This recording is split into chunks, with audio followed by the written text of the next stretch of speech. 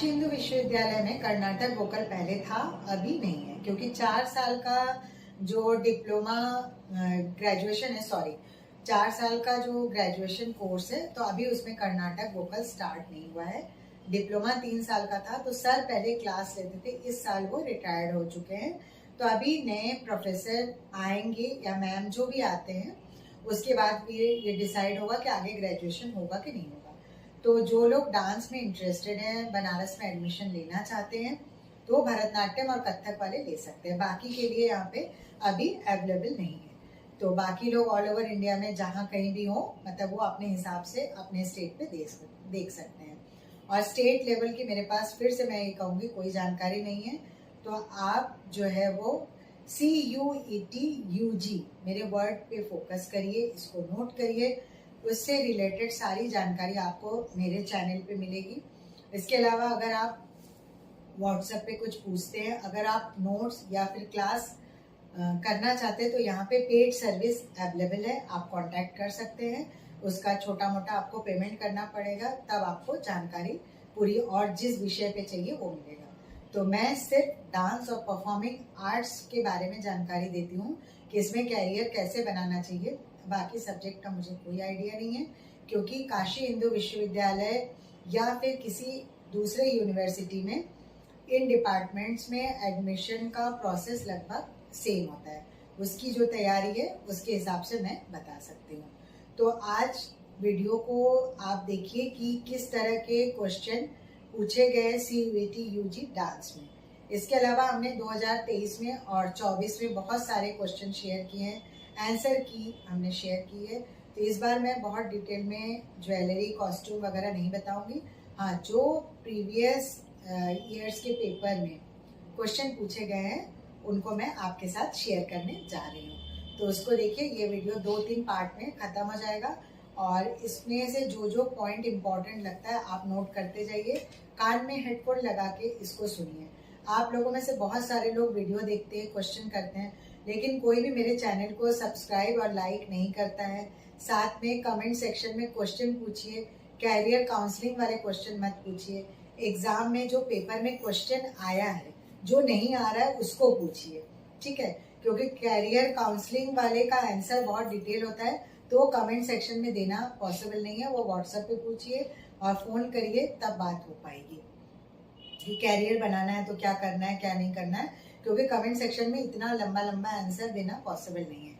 हाँ, किसी question paper में कुछ आया है जिसका आंसर नहीं पता है, उसे आप कमेंट सेक्शन में पूछिए, तो मैं उसका आंसर पूरी तरीके से देने के लिए तैयार हूँ। तो मैंने 2-3 साल के पेपर को कलेक्ट किया, आपके सिलेबस को पढ़ा, उसके बाद मैं ये आपके साथ क्वेश्चन शेयर करने जा रही हूँ। आप सबसे एक रिक्वेस्ट है कि जैसे मैं आपको सपोर्ट कर रही हूँ, प्लीज़ मुझे भी सपोर्ट की बहुत ज़रूरत है।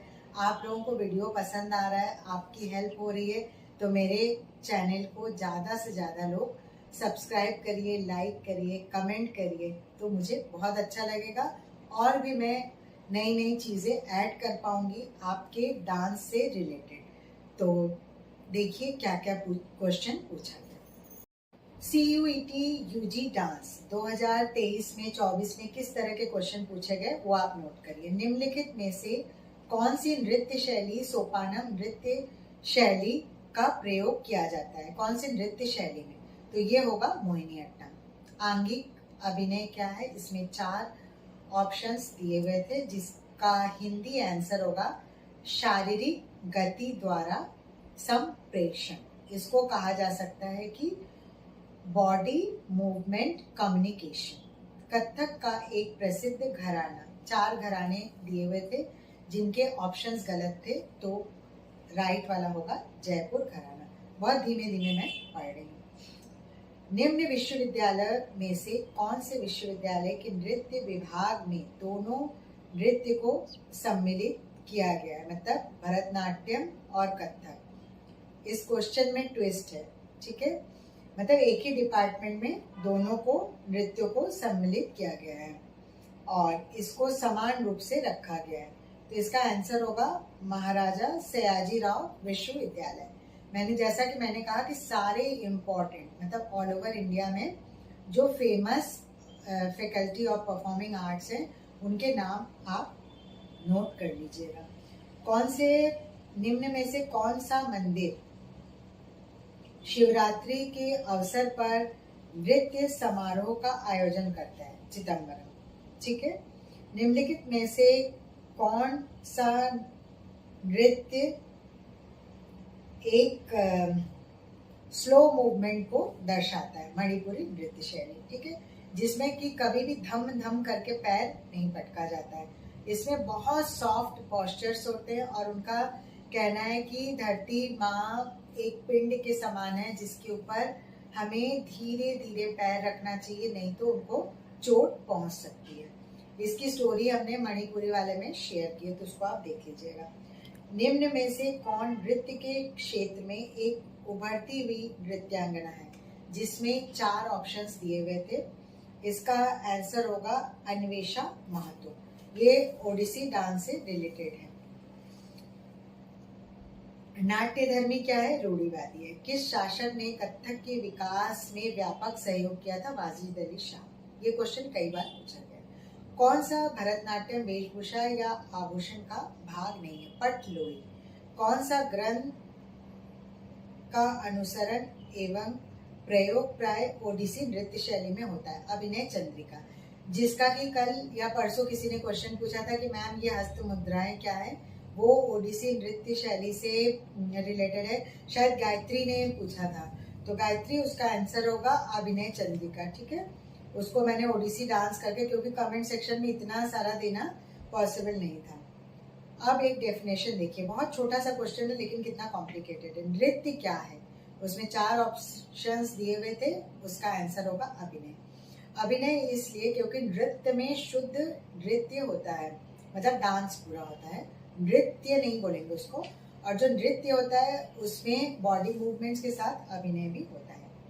निम्न में से कौन सा आंध्र प्रदेश का लोक नृत्य है? कोलाट्टम। इसमें भी 4 ऑप्शंस दिए हुए थे।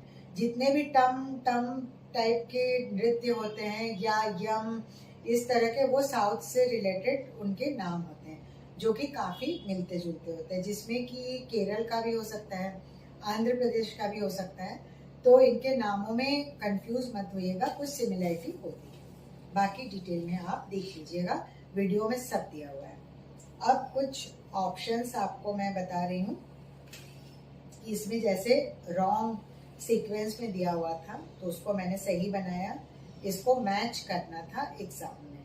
नाट्यशास्त्र क्या है? पंच वेद या पंचम वेद। अभिनय दर्पण के रचयिता नंदिकेश्वर। गिद्दा क्या है? ये महिलाओं का डांस है जो कि पंजाब से रिलेटेड है, जिसमें बोलियां बोली जाती है। घूमर क्या है? एक चंद्राकार गति, मतलब जिसमें कि एक चंद्राकार सर्कुलर मूवमेंट्स होते हैं। अब आ जाते हैं दूसरा, एक है जैसा कि मैंने बताया नृत्य और नृत्य के बारे में। नृत्य क्या है? जिसमें अंग। तांडव, इसका संबंध शिव से है। नृत्य मुखजा, मतलब नृत्य में क्या करते हैं? हम अभिनय करते हैं, अपना फेस एक्सप्रेशन, हाथ, ये वो, मतलब कुछ भी हो सकता है, वो हर डांस में होता है, तो उसे नृत्य नहीं कहेंगे। लास्य क्या है? लालित्यपूर्ण नृत्य शैली, जिसमें कि बहुत सॉफ्ट और ग्रेसफुल मूवमेंट्स होते हैं, जिसमें जैसे हाथ भी है तो बहुत अच्छे से, बहुत सॉफ्ट, तो ये लास्य हो गया। अब आ जाते एक दूसरी तरह के क्वेश्चन में, जिसमें कि किसका क्या संबंध है किस नृत्य शैली से, वो आप नोट कर लीजिए। श्रीमती रमा वैद्यनाथन, इनका संबंध है भरतनाट्यम नृत्य शैली से। श्रीमती आलोका कानूनगो, इनका संबंध है ओडिसी नृत्य शैली से। पंडित राजेंद्र गंगानी जी, इनका संबंध है कथक नृत्य शैली से। कलामंडलम गोपी, इनका संबंध है कथकली। जैसा कि मैंने पहले भी बताया था, जो भी कलामंडलम से कथकली की शिक्षा प्राप्त करके वहां से निकलते हैं, उनके नाम के आगे कलामंडलम लगा होता है। उसमें बहुत सारे लोगों का नाम हो सकता है, तो उसमें कंफ्यूज होने की जरूरत नहीं। अब एक देखिए, फिर दूसरे तरह का एक मैच वाला कॉलम आया था। सत्रिय कहाँ का है? आसाम। ओडिसी उड़ीसा का है। मोहिनीअट्टम केरल। कुचिपुड़ी आंध्र प्रदेश। नाट्य शास्त्र के रस सूत्र के अनुसार रस के संघटक तत्वों को उनके उचित क्रम में लगाइए। तो इसमें सबसे पहले जो डिसऑर्डर दिया हुआ था उसको हम सही क्रम में कैसे लगाएंगे? पहले हम लगाएंगे विभाव, उसके बाद अनुभाव, फिर व्यभिचारी भाव, जो कि हमने बताया था पहले भी। ये 33 तरह के होते हैं जिन्हें संचारी या व्यभिचारी दोनों ही कहा जाता है। और उसके बाद आ जाता है समयोगन, और लास्ट में आएगा रस निष्पत्ति। रस निष्पत्ति सबसे आखिरी में आता है, मतलब सारी चीजें हो जाने के बाद रस की निष्पत्ति मानी जाती है। तो अगर मान लीजिए इस वाले टॉपिक में कोई कंफ्यूजन होता है तो मेरे इस चैनल पे रस सिद्धांत के ऊपर 1 और 2, मतलब भाग 1 भाग 2, नाट्यशास्त्र भाग 1 भाग 2, ये सारा लॉन्ग वीडियो दिया हुआ है। तो उसको आप कान में म्यूजिक की तरह लगा के एग्जाम के पहले सुन लीजिएगा, क्योंकि समय बहुत कम बचा हुआ है। 8 तारीख से 1 जून के बीच में कभी भी एग्जाम हो सकता है। डांस वालों का डेट अभी मुझे क्लियर पता नहीं है, जैसे ही पता चलेगा मैं आपके साथ शेयर करूंगी। अगर आप में से किसी को जानकारी मिली है तो प्लीज आप मेरे साथ शेयर कर सकते हैं। आपके एडमिट कार्ड में पता चल जाएगा कि आपका कहाँ पे पड़ा है, क्या है, तो उसमें डेट के हिसाब से तैयारी कर लीजिएगा और क्या पढ़ना चाहिए क्या नहीं पढ़ना चाहिए। अगर कोई टॉपिक बहुत टफ लग रहा है तो उसको छोड़ दीजिए। आपके अगर 10 यूनिट्स है तो 6 से 7 यूनिट एकदम पक्का कर लीजिए यूनिट्स को, क्योंकि गलत आंसर देने से जो सही दिया है उसका नंबर भी कट जाएगा। तो 6-7 यूनिट जैसे जैसे मैं बता रही हूँ पुराने वीडियो को देखिए और तैयारी करिए। 100% आप इसमें क्वालिफाई कर जाएंगे, क्योंकि इसमें सिलेबस को फॉलो किया गया है। अब एक क्वेश्चन देखिए, उत्तर और दक्षिण भारत की अनेक ताल जो समान संख्या रखते हैं, मात्रा की गुणित संख्या में उनमें से 2 की पहचान करिए।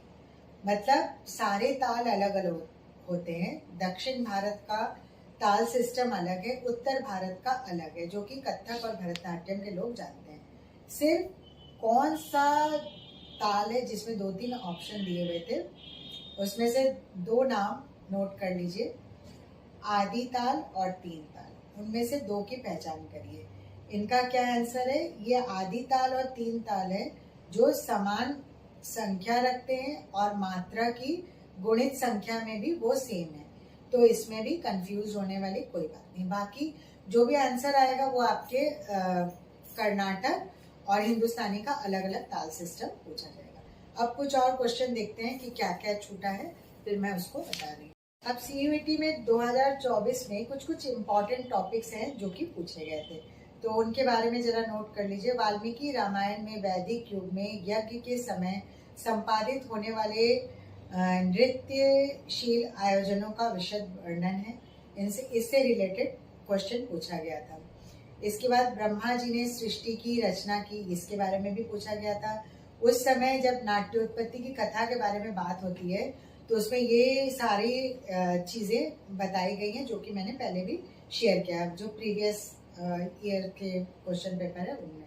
सरस्वती जी ने इसमें वीणा बजाई थी। और एक बहुत इम्पोर्टेंट टॉपिक पूछा गया था कि संगीत की शुरुआत कितने साल पहले हुई थी, तो 5000 साल पहले माना जाता है। महाभारत में अज्ञातवास और विराट पर्व बहुत इम्पोर्टेंट है, जिससे रिलेटेड UG-PG में डेफिनेटली क्वेश्चन पूछे जाते हैं, परफॉर्मिंग आर्ट्स में भी और डांस वाले सेक्शन में भी। काल के 10 प्राण नोट कर लीजिए। काल, ग्रह, जाति, मार्ग, क्रिया, यति, प्रस्तर, लय, अंग और कला। इनके अभी आप UG में हैं तो इनके खाली नाम ही आपसे पूछे जाएंगे, बहुत डिटेल में नहीं पूछा जाएगा। ज्यादा से ज्यादा ये पूछा जा सकता है कि क्रिया कितने तरह का होता है, तो सशब्द और निशब्द क्रिया, ठीक है। और काल मतलब समय होता है, मार्ग मतलब रास्ता होता है, और लय तो मालूम ही है, एक होता है विलंबित, एक द्रुत और एक होता है मध्यम लय। और ये सब तो कॉमन चीजें हैं जो कि बेसिक आपको पता है, बहुत डिटेल में नहीं जाते हैं। हाँ, अज्ञातवास के दौरान ये क्वेश्चन सबसे ज्यादा बार पूछा गया। किसका क्या नाम था? युधिष्ठिर का नाम कंक था, जो कि राजा को जुआ खेलना सिखाते थे, वो जो पहले जमाने में महाभारत काल में दिखाया गया वो। भीम का नाम बल्लभ था, जो कि रसोइया थे। अर्जुन का नाम बृहन्नला, वो उत्तरा को नृत्य की शिक्षा देते थे, और ये वो टाइम था जब अर्जुन किन्नर बन के वहाँ पे रह रहे थे, उनको ये अभिशाप मिला हुआ था। नकुल का नाम ग्रंथित था, वो घोड़े की देखभाल करते थे। सहदेव तंत्रीपाल, वो चारवाए का काम करते थे। और द्रौपदी, जिसका सबसे इम्पोर्टेंट रोल था, सैरंध्री थी, उन्होंने अपने आप को गंधर्वों की पत्नी बताया था, वो रानी की सेवा में रहती थी। अब कुछ डांस पायोनियर्स के नाम, उनका कंट्रीब्यूशन ये भी पूछा जा सकता है। पंडित रविशंकर, उदय शंकर, रुक्मिणी देवी अरुंडेल, और भी बहुत सारे हैं। कथक में किनके बारे में ज़्यादातर पूछा जाता है? बिरजू महाराज जी के बारे में, और भी जो हमारे सभी डांस के गुरुओं के बारे में कुछ ना कुछ पूछा जाता है। लेकिन सबसे ज़्यादा क्वेश्चन उदय शंकर से रिलेटेड पूछा जाता है कि उनका जन्म कहाँ हुआ था और किस साल हुआ था। तो उनका जन्म हुआ था 8 दिसंबर 1900 में, राजस्थान में, उदयपुर में। संगीत नाटक एकेडमी अवार्ड 2022 और 23 में कितने लोगों को दिया गया? तो 94 माना जाता है कि ऐसे इतने लोगों को दिया गया। अब एक क्वेश्चन नोट कर लीजिए, द मिरर ऑफ जेस्चर, जिसका अभिनय दर्पण का ये इंग्लिश नाम है। इसके लेखक कौन है?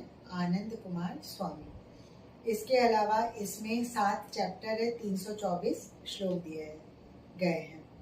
दश रूपक धनंजय, नाटक चंद्रिका, रूप गोस्वामी, नृत्याध्याय अशोकमल, ये सारे पूछे जाते हैं। तांडव 7 तरह के, लास से 10 प्रकार के, ये मैंने कई बार आपको बताया। रास का नाम पहले क्या था? हल्लिस रास था।